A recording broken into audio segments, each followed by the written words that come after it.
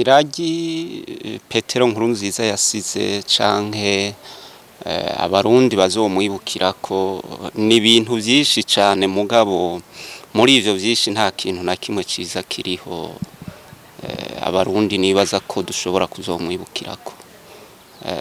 Aha no kubwira ko ikintu ca mbere abarundi n'abana bacu batazomwibagirako kandi batazonamubabarirako hari uko yatembagaje ibwirizwa shingiro n'amasezerano yarusha abarundi bari barishiriyeho, no kuvuga yaratembagaje intwaro ya demokrasi mu Burundi.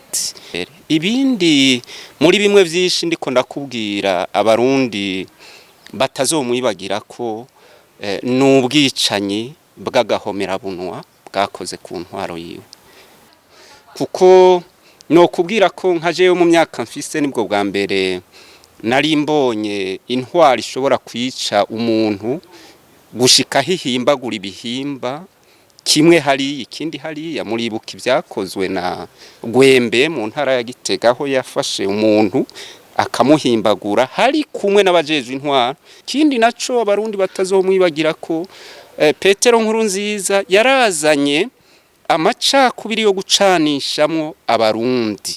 Ico kintu ntibazokimwibagirako kuko murabona ko n'uyu munsi bikibandanya, murabona ko imbuto yiwe yo gucanishamwo abarundi nuno munsi ikihari. Ico kintu ntibazocibagira. Petero Nkurunziza abarundi ntibazomwibagirako ubusuma bw'agahomerabunwa bwabaye ku ntwaro yiwe.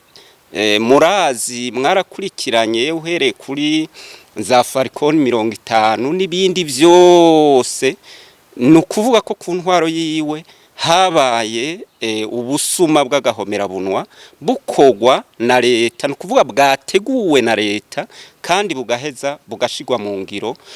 Tudasize rero inyuma n'ibindi vyinshi bitari bikeyi harimwo gusonzesha abarundi.